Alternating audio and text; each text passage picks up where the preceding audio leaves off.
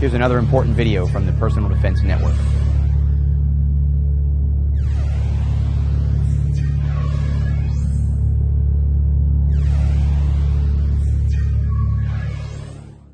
Now, we've looked at carrying on our person and getting in and out of the vehicle all day, maybe switching between carrying on our person and hard pointing a holster somewhere inside of our vehicle, or having some other off-body carry, or even changing the location that we carry the firearm on our person to another location that's more convenient for not only the comfort of carrying, but also the speed and efficiency of deploying the firearm when we're going to be seated in the car. You may have come to the conclusion that the best thing to do is just keep a firearm in the car. Now, there are a lot of considerations when we talk about actually storing a firearm inside of a vehicle.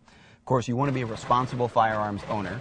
You want to do something practical in terms of being able to defend yourself with that firearm inside the vehicle, if that's the reason you want it there. And we have to take those considerations and balance them.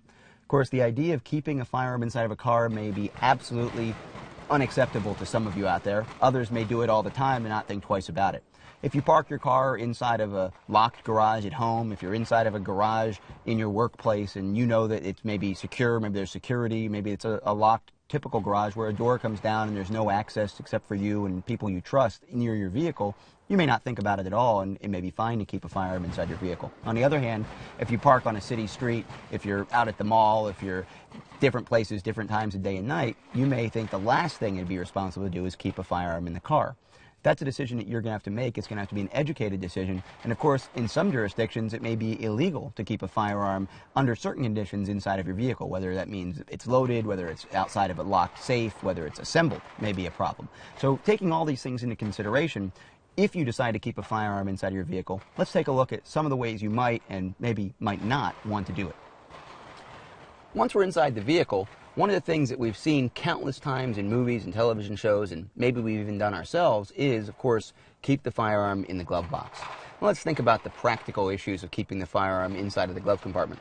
If we had a dynamic critical incident, if I saw a threat somewhere close to me outside of the vehicle or even inside the vehicle, the idea of reaching across my vehicle, opening the glove compartment, and getting to the firearm may or may not be an easy, plausible thing to actually do. And of course, if you're like me, you probably have a bunch of other things inside your glove compartment besides the firearm that would either get in the way or get maybe even into the trigger area of the firearm, which we certainly wouldn't want. So just throwing that revolver or any other firearm loosely into the glove compartment, probably not the best idea. Even putting one inside of a holster inside of the glove box probably isn't the most practical idea or the fastest way to be able to get to the firearm.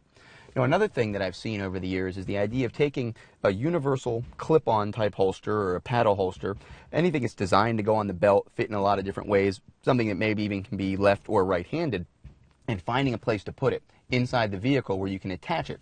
Now, I've seen everything from up on the visor to in between the seat and the console next to you, even including throwing it back here on the map pocket of the passenger seat. Of course, it's only easy once you've had the time, space, and opportunity to reach into the passenger compartment around the back of the passenger seat, get your hand on the firearm in a good shooting grip as much as you can, and then coming up out of the holster. And the fact is that may or may not be easy to do under the circumstances in which you actually need the firearm.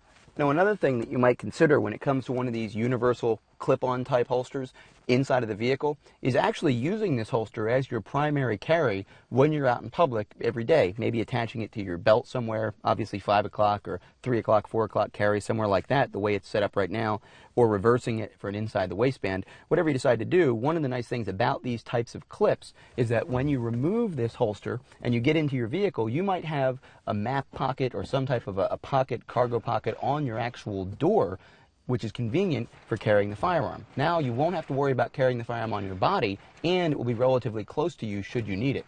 In fact, if we take a look at the way this works, when we're here with the firearm clipped into this type of a door pocket, the presentation is actually going to be very much like cross draw.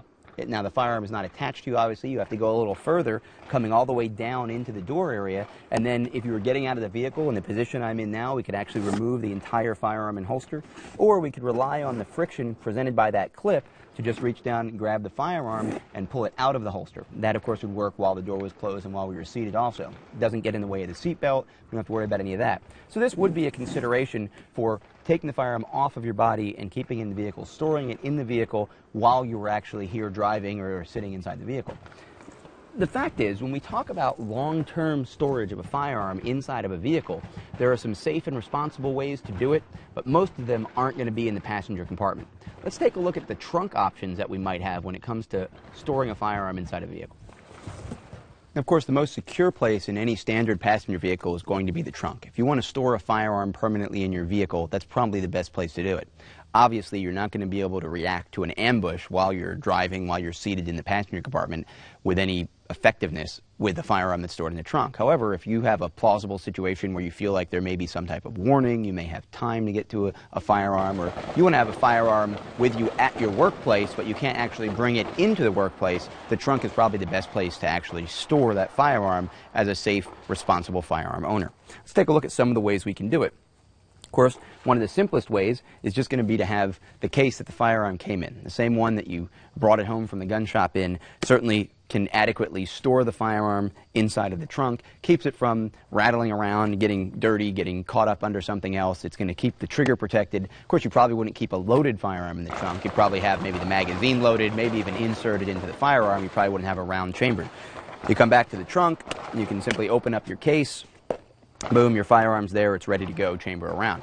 Now, one of the problems with this, however, of course, is that it's not very secure once the trunk is open or if someone has access to your vehicle, maybe at a valet situation. You valeted the vehicle, the person can simply pop the trunk, open it up, and there's really no doubt about what's going to be inside of this box. One of the best ways to fix that is to actually have a dedicated, secure, lockable safe or box compartment inside of your vehicle. Now, several companies make them. There are ones that slide out of the back of your trucks. There are ones that are made to go under your seats. There are obviously even ones for the passenger compartment. The one that we've got here is actually a Gun Vault biometric safe, and it's actually tuned to read my fingerprint. When it reads it, it opens up and lets me access the firearm. Now, the firearm is secure inside of that box. It could be loaded. Of course, in this case, it's not. Maybe I have a loaded magazine inside of that box, or I have a loaded magazine even inside the firearm, and when I retrieve the firearm from the box, I'm then going to make sure that magazine's in there, rack the slide, chamber around, put it in a holster, I have it in the ready position, whatever it is I may want to do. So a lockable box is a great way to keep a firearm secure inside of your vehicle. You might even keep a long gun inside of some of the larger options that you could have inside of a trunk or inside of maybe the back end of an SUV. Let's take a look at this bag while we're here. Talk about storing a long gun. This bag is actually one that's designed to carry a long gun, carry a firearm, to be rapidly deployable from inside of this case and not look like it's actually a firearm. This may be a situation where you could keep your firearm inside of this bag in the trunk when you're not with the vehicle. When you come to the vehicle, you simply take it out and put it on the back seat, put it on the passenger seat with you where it's actually in the passenger compartment. This gives you the option of a casual observer walking by your car, someone walking by at a stoplight, or anyone else that you may be interacting with while you're inside the vehicle, maybe even passengers that are in the vehicle with you that don't know you have a firearm, simply thinking that this might be a musical instrument or, a computer case, maybe a skateboarder. Maybe if you're a skateboarder, if you have kids who are skateboarders, that's kind of what this looks like if you just kind of say, well, gee, I wonder what's inside of that bag. But the fact is that what's actually inside of this bag is a full-size M4 type AR-15 rifle.